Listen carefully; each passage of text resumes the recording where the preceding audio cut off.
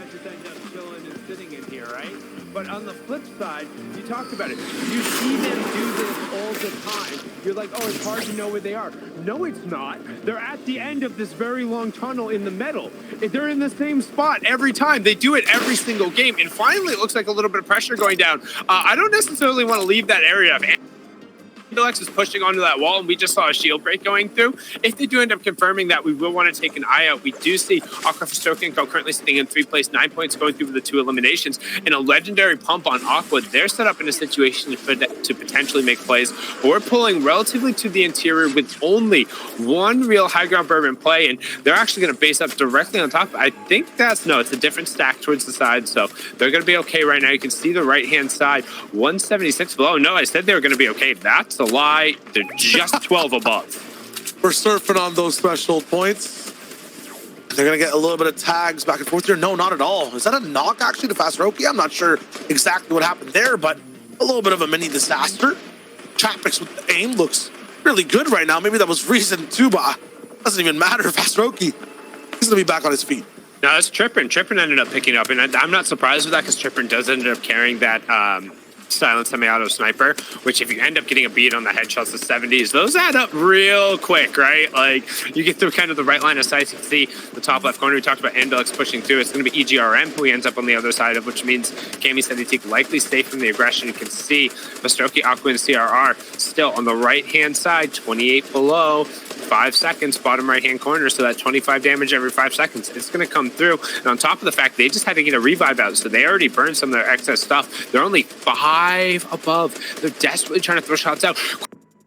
Breezy ends up getting knocked by Andalex in the feed in the top left-hand corner. Tons of eliminations coming out as Hottie Trippin and Ilocrest are completely eliminated. Rifle and Co. trying to throw some shots at that. CRR gets knocked yet again, but I think he's just desperately trying to trade out the surge shots, knowing that it doesn't matter. I can go down but not out as long as I get us above the threshold. I'm just wondering how they play out the rest of the game. I mean, they barely have any ammunition. That's CR, Fastaroki, Aqua. They've gone through so many different shields as well because they're doing these over-peaking strats desperately to try to get something happen. Even Savage, who got back into a game, gets shaken out. Thomas HD, who was knocked before, is back for now, but can't find any damage either. This is the toughest I've seen Surge be for so many teams. Yes, just because the lobby is so fast, but it should end up turning off here as Andretta, Savage, and Benji go down, and they go down outside of the cascading placement point. So now we've gotten kind of into that back half. We talk about how getting in the top 24 is kind of, hey, congratulations, you made it through the early game. Well, getting in the cascading placement points as well, congratulations, you made it through the mid game. Here's the transition to the end game, and Thomas and Anas are trying to make do with more than just the one placement point they got. Each trio that falls will be an additional placement point, but the one thing we're going to start talking about, it's going to be every single game we get to this point. If Seti, Cammy, and Teak are still up, every single one of those placement points you get, you might feel awesome about getting a 5th place game. It doesn't matter if Cammy, Seti, and Teak are getting a 4th or a 3rd again, or they're winning a game again, right? Like, if they're able to just keep converting and turning these into placement points, you have to close the gap on them at some point, as Murstache is going to end up picking up Thomas, leaving Anas to be by himself, solo dolo. 5th zone will close. We'll have the moving zone, and we're going to have another thick surge, Shio. Absolutely. This is 49 players. Only one really went down to that half and half moving. Not sure how every team adapted, especially because so many of them are taking damage. This is going to be one of the times that Seti, Cammy, Teak don't actually have the front side of the zone. They still will find it somehow. And once again, I feel like I'm having deja vu. It's Aqua, Fastaroki, CR on height. They're looking completely fine now. The surge issues were merely just an entertainment factor or play for them, and they made things slightly interesting. On low ground as well, we'll have Seti, Cammy, and Teak matching the front side of the zone. It's literally exactly what we saw yesterday with a few solos here and there like Anas, trying to get as much placement as possible. I mean, it's going to be good for them if they do get it, but if Seti, Cammy, Teak stay alive, the whole lobby is just going to be frozen in time. As long as they're up on their feet, they're gaining forward. And again, we talked about it a little bit at the start of this match. At some point, we're going to have to crown victors in the EUF NCS. We like to call out that moment when, like, hey, nobody can catch them. And it might come sooner rather than later. They're taking the skies, but need to be aware, Teak has absolutely no shield right now. They do a great job, though, of finding a layer and then just getting back together. They'll invest plenty of their shields to get him back up. Make sure that he's taking the minis, then prioritize over on the chug splashes so they don't waste any of it. Deoxy goes down. Wow. So it's something to keep an eye on. And Nos going to play a little bit of spoiler as he gets a full confirmation onto Pink. And they're going to use a full pad to bonk their head at the top and then go down to the low ground. And it looks semi-intentional as Aqua also going to get a knock under Scram in the top left. We still will need players to go down, but for Stroke and Aqua doing a good job of ramping out, but they're already onto wood and only really building out a double layer. Luckily, it looks like Zone is going to pull back over and they're going to get a solid connection. So a little bit of respite, more control given to them. And the question is, will somebody be able to actually challenge? And what happens on the low ground? Aqua's mats are bleeding out here. Sora Fast Roki's no utility options either in terms of anything cool, a shield or something like that. And Fast Roki's inventory is ammo so low as well. So they're going to need a siphon and they're going to need a refresh. They're going to have to actually touch down to earth and do something. Look at Hellfire. Look at the chop. It's coming through, barely even connected. High ground will get affected in just a second. They're below though for Cammy Steady Teak. The Surge does start to answer and give this top team trouble. They have splashes though. They're going to try to out heal it. 8 players going to go down. This is going to be a timed situation for these guys. All they have to do is survive. They're going to break into a box fully. All the sprays fine. Nothing, almost out of shield. One more tick in that crack. Yes, it's heard by the entire lobby now. Maximum defense. Big Cammy down. Be lethal. Cammy goes down. Steady's about to go down to a sub 20-point game. He's a solo for the moment, and Aqua Fast Roki CRR, they've figured things out again. Another bounce back blesses them on high ground. So Cammy hasn't been full converted to over. You still have Surge hitting it on Steady, but this is the problem when you play a little bit too passive. Surge will finally turn off, and we saw yesterday in match number 2, Steady had an absurd individual run to just get them more placement points and to continue that and to get them the top 7 placement. Can they do it again on the low ground? The issue is Shio. Yesterday, he had a bunch of shields to go with it. He had a bunch of utility. They had to burn all of those to try and get Teak back up to healthy before they fought against Storm Surge. So now he's dealing with no shields, a pad to try and get around to the outside, but around the outside he goes. Kinzo's right there. However, a stiff breeze will be able to knock him over. Don't forget, up on the high ground, we still have our 3rd place team looking to close the gap. He has 1 HP worth of Storm Tick. Any single weapon in the game, if it hits him, will knock him over. All he wants to do is just stay in his box and keep going through. 23 builds, all wood, but as long as Zone keeps pulling away, he can just hang out. He's looking for right hand. There's a trio right on the other side. Will this be the first time we see them fall outside the top 10? Doesn't matter. Still gets our 2nd place trio going down, hops into the box, and he goes down, but a couple other trios fell before him. I think he snuck a top 8 in there anyway, so we talk about efficiency.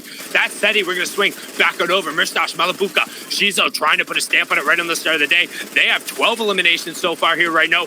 No, I lied, Shio. They have 14 eliminations and still counting. Kinzo picks up 4 ZR in the feed. You see Andalex also going down. Aqua CR still up on the high ground, though. Raining shots is for Strokey. Is going to get to Verax, and we're about to have our top 3. But Mirstash is doing so well finding these shots and weaving them in between the edits. There's so many souls just continually going down, trying to clutch for this team. This entire trio still alive. The Mirstash with the 8th elimination. Another big pump. That's 9. Can we get it? 10 on the solo man himself. Almost with the beams back and forth like a seesaw. He's balanced, but it's not going to be enough to win the game. That's a huge amount of eliminations, though. It's Aqua, Fast Roki, CRR. Take that VR. But Sundown, so many elims, so many fragmented solo players clutching for their teams. That'll be huge for the boards. Fragmented solo players clutching for their teams, but it also looked like all of the top 3 got through. We saw our 3rd place team pick up the VR. We saw our leaders, I think Seti snuck in the 8th there, and then we also saw Jose end up getting a 10th place, so there might be a little bit of a shake-up, but we're going to kick it on over to the desk. Zeke, Reese, Levin, what you got for us? An extremely strong start. Levin, you asked for a 15 elimination victory out at the start of the day. We almost got that from Mirstash, Malabuka, and Shizo. They started the day in 13th place with 108 points, but now they will certainly be climbing the leaderboard. Congratulations, though, to Aqua, CR, Fast Roki, a 7 elim victory royale. Aqua's coming back. He's coming back strong, Levin. Yeah, they had a really good day 1, and I think the big thing with them was it was always going to be, with Queasy being contested, there isn't that much of a threat for high ground, and so you'd expect Aqua to really dominate it throughout the day, and yeah, the high ground wasn't as dominant as it typically is yesterday, but definitely a great start for these guys. That victory royale will very much be helpful in terms of the race to catch Cammy, Seti, and Teak. Really good stuff from Seti to be able to stay alive as long as he did as well, right? So props to him. Probably one of their worst games, but it still wasn't a bad game. Like in the context of like general fortnite competitive, not a bad game, but probably one of their worst games considering how good they were yesterday. standard first game, though. I'm like what I'm seeing so far from you.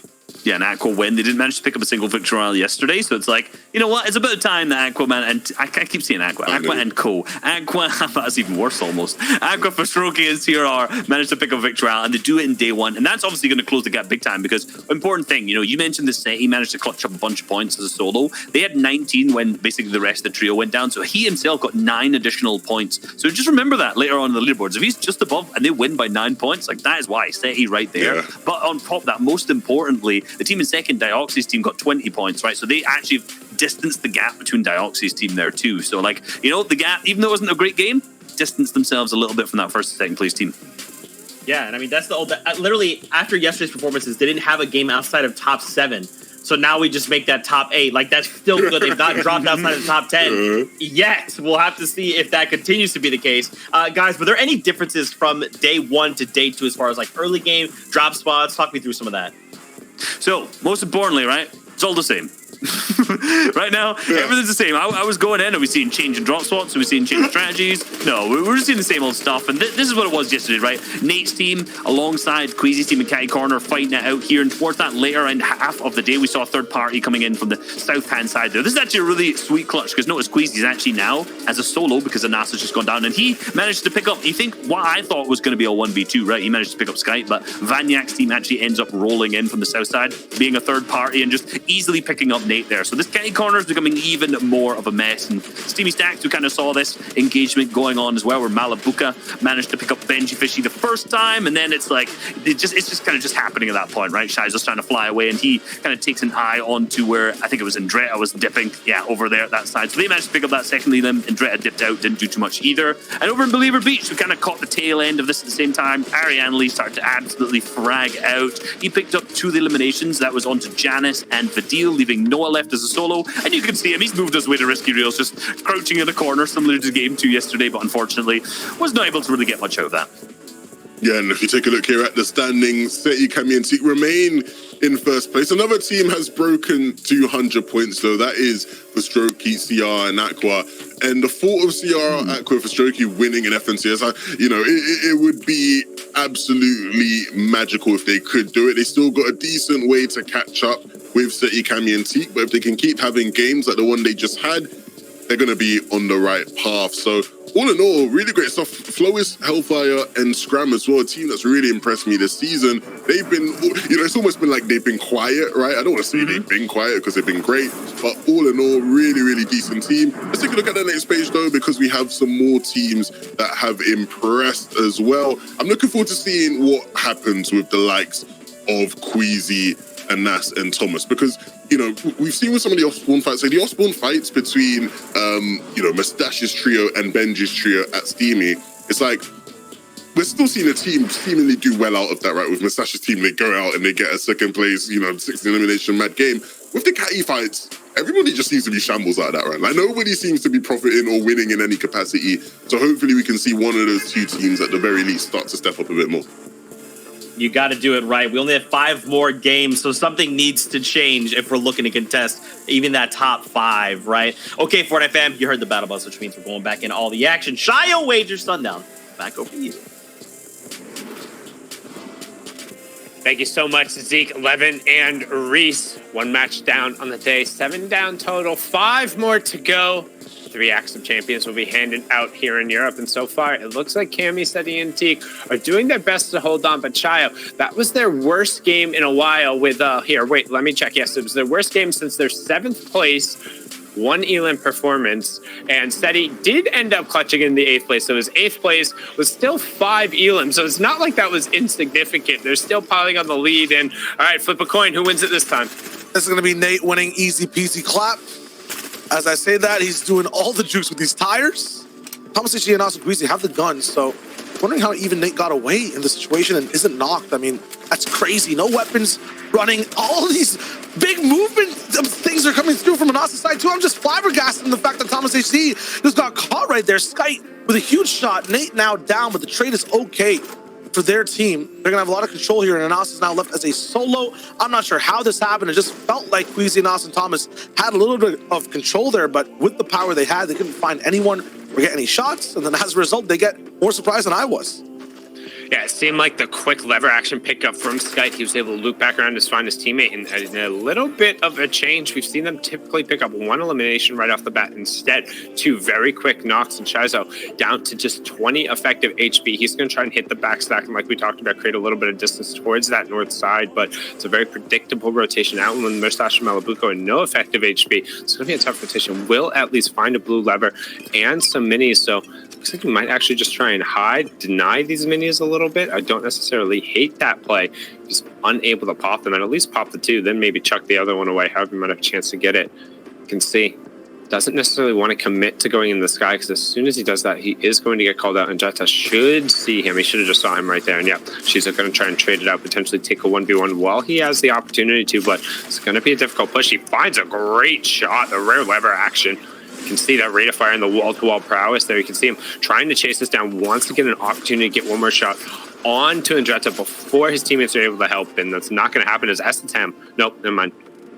I thought Estetam snuck that away. He just got a knock in the feed as well. That should have been Savage who cleaned that up, the only one with a shot. We're going to swing on over here. You can see the Spanish trio getting aggro real quick here. Yeah, going up against. Not regular at all for the Spanish trio whatsoever. When they come rolling in, it's always at Believer Beach on their own time. This time, going to be absolutely invaded at their spot near the castle.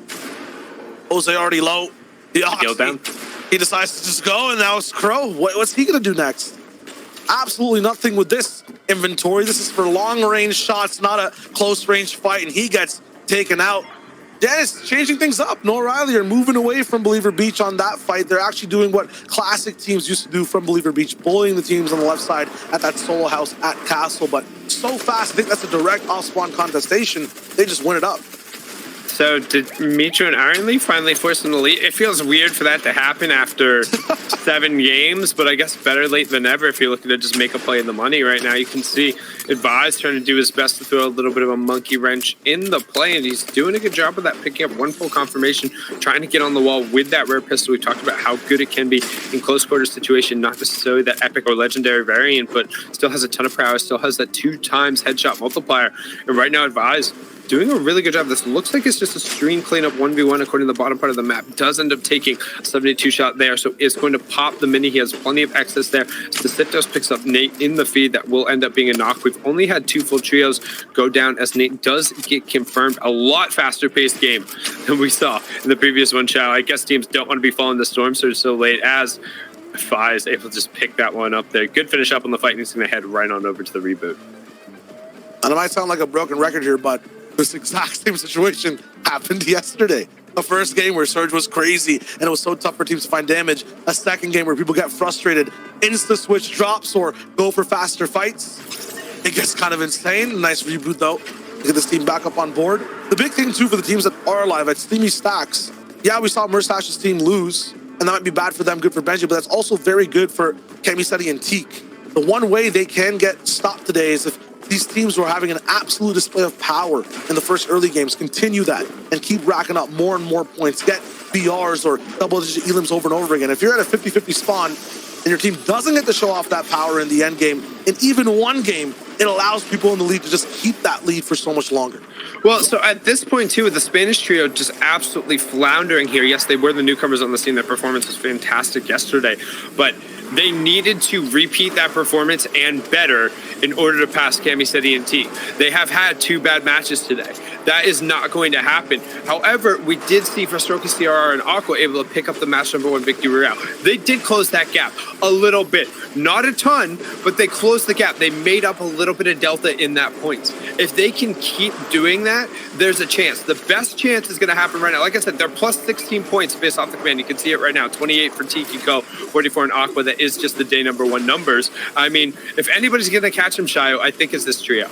Yeah, and the way they're going to be doing it, if they want to, cement it in game 1 with just 7 elims, they have to just keep going for wins here. That's literally what it has to be. I would say 3 victory royales. They have to win half the games minimum to make that space up first, and then maybe win more after that as well. I mean, it's a tough task. Based on game 1, though, and the way these zones are going, they keep getting these home zones at Boney Burbs, get to take their time, do what they want, come back to the POI. It's really good for Aqua and IGL that likes to have that setup, choose specifically where he wants these bases at the highest points in the map. they're delaying the game right now too, Sundown. Usually we already see them at a base, ready to shoot. They're still looting up.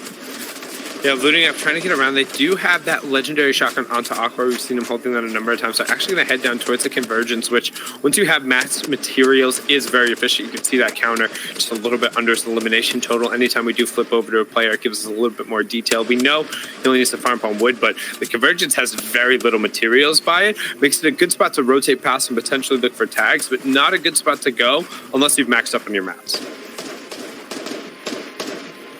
This is going to be a pit stop for them.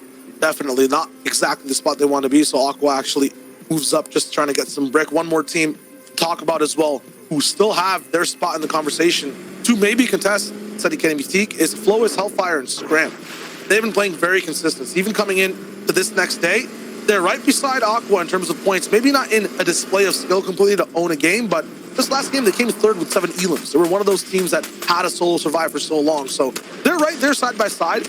If they continue their game and then maybe Steady Kenny Mystique flop a little bit, they literally just get top 3s over and over and over again. Might be a definite possibility. Yeah, you can see out of the 6 games yesterday on EU, 2 were won via the high ground crown, and 2 being the ones to be able to do that. I think largely we've seen high ground just being a safe control and a way to kind of get a passage into at least kind of those top 3 situations. However, you need to be able to execute after the fact, because EU is filled with teams who are more than happy to just hang out on the mid and low ground and play for that last fight. They'll play for second place knowing that, like, hey, if we take a 3v3 at the end and we get all 3 of those eliminations, that plus maybe a couple early on, like 5 elims VR, 40 points, that sounds pretty good, right, Shia? It just has to stay consistent. That's all it is, and that's the toughest thing for all these teams, because we saw yesterday even a little bit. Every single team basically gave up at least one game, other than really Steady Kemi and Teak. They were just rolling in the whole way too. So, I mean, they have to basically play perfectly, and that's just to be beside the team that's in first place. Just haven't really seen this before anywhere but really NA West and sometimes Brazil as well. So it's going to be tough. Yeah, team down in Brazil ended up opening up a huge lead. PH in his trio. I mean, they played phenomenally yesterday. And if you haven't checked out some of the other regions Fortnite, I highly recommend it. There was a Japanese broadcast for the Asian finals last night. You can tune into. I know a couple people were streaming the OC. If you want to check out your favorite players, I recommend checking out any of the watch parties wherever you're tuning in to catch the action. That's all we care about. Just watch some Fortnite. Give these players the credit. This is the premier event. We got the Grand Royale coming up as well, so don't forget to keep your eye on the announcements, all the Twitter, see what's going to go on with that, because we're going to be rolling right into another competition. But right now, it's all about EU. 5 games left. We're going to have that storm surge warning popping up here on the right side a little bit. Again, that's for the trios who have done the least amount of damage, and they're going to be pressured. 25 damage every 5 seconds, but Noah Riley doing some pressuring himself right now, picking up the full elim. That's Robon, who him and Fnayan, they've had a really tough time. Their trio, who I really had high hopes for, but it just seems like there's either a little bit of not only communication barrier going on there, not necessarily calming in their native languages, but just not having necessarily the time and chemistry that a normal season would have been able to develop for a full trio, as we see Mitro and Arian Lee also going down there to Coral and Splash. One thing I feel like Robon did really well is filling in the gaps of some of the big teams when they weren't actually there in the qualifiers. They looked really good when they were in control and didn't have some of the big names to face, but as soon as those names start taking up the low ground, as soon as Steady Kemi Teak start to be ahead of you faster, and Aqua's a little bit more dominant on height, it's tough for some of the teams, as you're saying, might have those comms issues, those identity issues, to find a spot on the map. Floki, Disitos, and Clement, I'm not going to add that tag to them completely, but it seems like they're kind of going completely under the radar. They don't have a sense of control completely in the game when they're playing. They are adapting really well to every situation, but I feel like you need a little bit more than that if you want to win. To stay top 5, they can definitely play how they're playing, but to elevate the game, I think they need to be a little bit harder towards these end games. Yeah, but we've seen it in particular when it comes to French Fortnite trios, and when they do end up putting it all together, it's terrifying. Like, it's almost a different breed that sometimes they play. They do have a little bit of a practice situation for the core group who ends up playing together. And when they are able to just put together a full 6 or 12 game performance, it really adds up to something that's impressive. But right now, it's Steady, Kami, and Tiku, the ones who are setting the pace, so it doesn't matter how fast you're playing. You have to play to their level. As you see Storm Surge 8, the warning is going to tick on the right-hand side. They're 646 above, so no pressure on them as Nakos is going to get the knock on Stompy. We already saw Nebs go down, so it should just be Pink over there. You can see Aware, Karma trying to spray some shots around, getting the priority position on top of Convergence, knowing refarming is going to be tough as Andalix, X-Squeeze, and 4ZR also trying to add a little bit to their total. The question is, who is below? They're just ticking above. We will end up now having 3 trios who could be impacted. Storm Surge will start in about 75 seconds. Storm Surge, I feel like, has been the trip up for 4ZR, X-Squeeze, and Andalix. It's in a few games. One thing that hasn't really kept them super consistent, you can see too in this game, it's not going to be, you know, the comfortable 200 damage above. The nice message you want to see on the right side of your screen. They're going to still have to fight the upkeep with the rest of the teams around them. And it might just be the zones that are tripping these guys up. We've been in the north side so long right now. It feels like we're not even watching EU. We're in Canada, but it is what it is. These guys will dive into these boxes, try to pick up that damage, get close and personal. This is a way to rack things up. It is riskier, though, because you put your body on the line. It's not like a long-range base. Sometimes you don't have the luxury to do that if you're rotating late, having to go north, having to go towards the center every single time.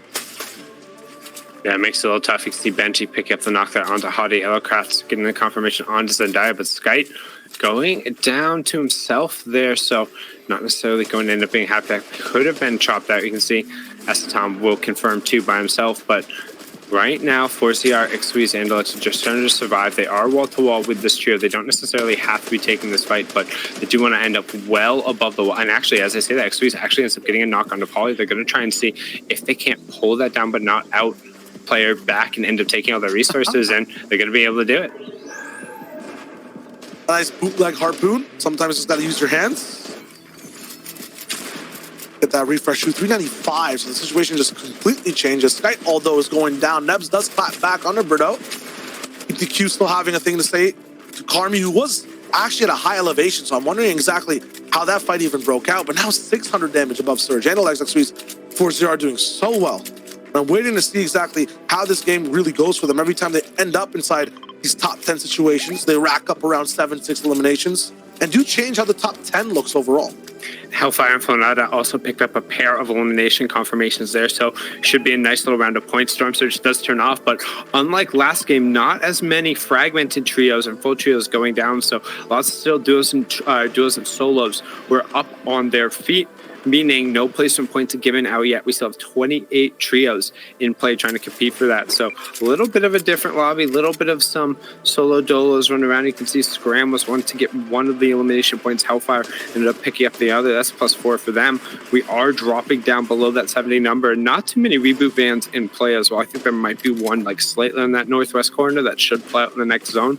Otherwise, we'll have the normal players in. No, actually, I don't think. Yeah, there is one all the way on just kind of like that little western border there. But otherwise, not going to be super acceptable as there are tons of players who are there. There is still one in Boney that could potentially get a player. So we see a yellow triangle there.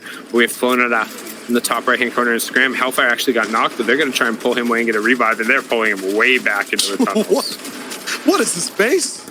It's huge. There's so many weird things going on in the zone. Every time it's central and it keeps pulling in, it just makes things awkward. You can't really move. You don't have a reason to overall. It's like watching a high school dance. Everyone's just kind of littered around in different spaces and no one really knows what to do. Do I walk up and say hello to someone? Do I bust a move?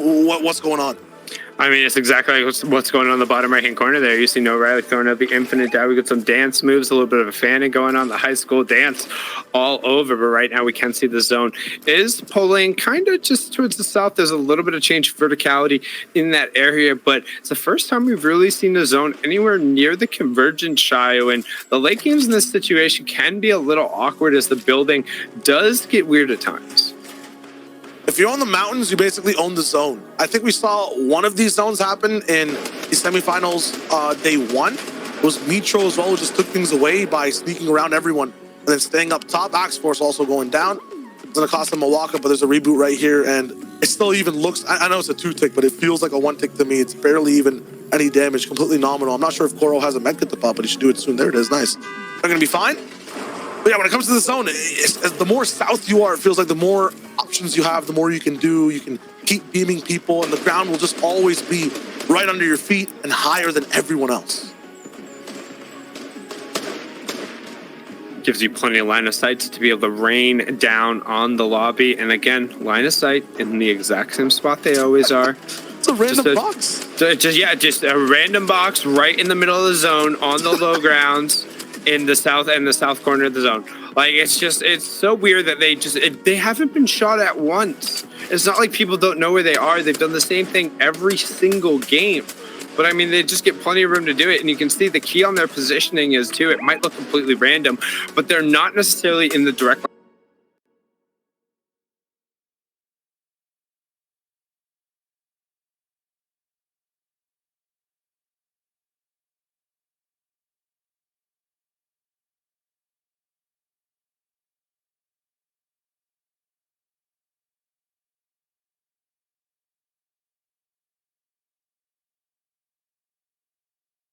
It's so good.